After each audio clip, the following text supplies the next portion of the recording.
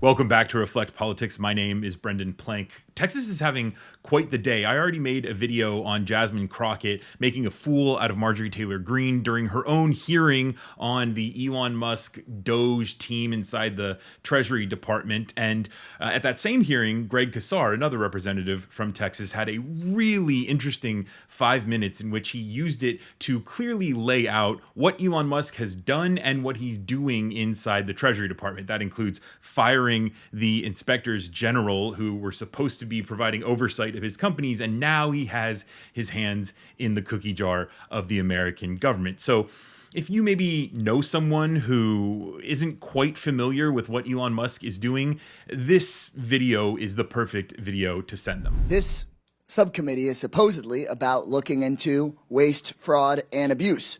So I'd like to start talking about independent inspector generals who are supposed to be looking into waste, fraud, and abuse.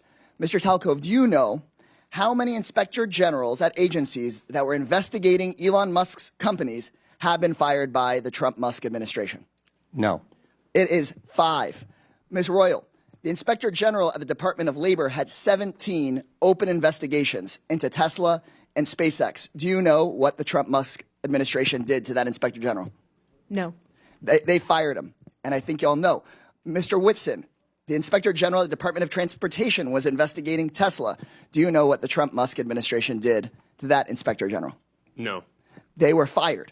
The Department of Defense's Inspector General was looking into SpaceX. Mr. Hedler, do you know what the Trump-Musk administration did to that Inspector General? I believe he was fired. Thank you. I think everybody on the panel knows what the answer to these questions were. The U.S. Department of Agriculture Inspector General was investigating Musk's Neuralink. Mr. Talcove, now I'll ask you again under oath, do you know what Mr. Trump did to that Inspector General that was looking into one of Musk's companies? No. He was fired. The Inspector General at the EPA was repeatedly taking on Tesla. Mr. Hedler, since it seems that you're answering the questions that everyone knows the answer to, do you know what the Trump-Musk administration did to that Inspector General? I believe he was also fired. Also fired. At least 5 inspector generals that were looking into Elon Musk's companies were fired by the Trump-Musk administration. These inspector generals, who are independent, protected by law, they are the people that find the waste, fraud, and abuse and found many of the cases of waste, fraud, and abuse that have been brought up today, fired because they were looking into Elon Musk. At the NLRB, the National Labor Relations Board, which is supposed to protect workers from getting their unions busted by folks like Elon Musk, made functionally broken by the so-called Department of Government Efficiency that really is the Department of Government Efficiency for Elon Musk, not for you. They are trying to shut down the Department of Education, the Department of Labor. You know what Elon Musk doesn't seem to be looking into?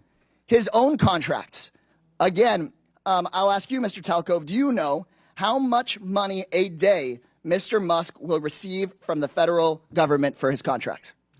No. The answer is $8 million a day. Just last year, Elon Musk was promised $3 billion from close to 100 contracts with the federal government. Ms. Royal, do you know how much the average person in this country who survives on Social Security, one of our seniors who's worked their entire life, about how much they have to survive on a day? I do not. $65 a day. We're not looking into Elon Musk's $8 million a day. This subcommittee, chaired by Marjorie Taylor Greene and the House Republicans, is looking into your grandmother's $65 a day. Let me be clear.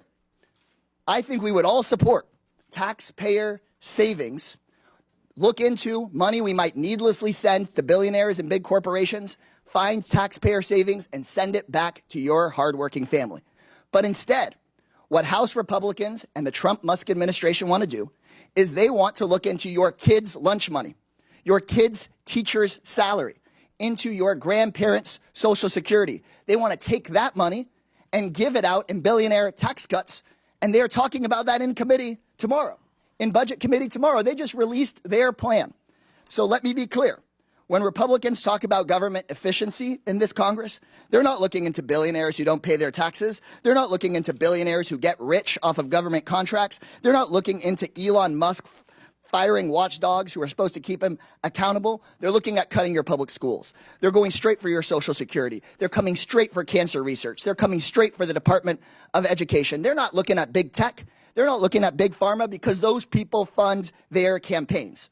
If this committee were serious about rooting out waste from our federal government, then today's whole hearing would be about how Musk and Donald Trump are firing the independent watchdogs who've done this work for decades.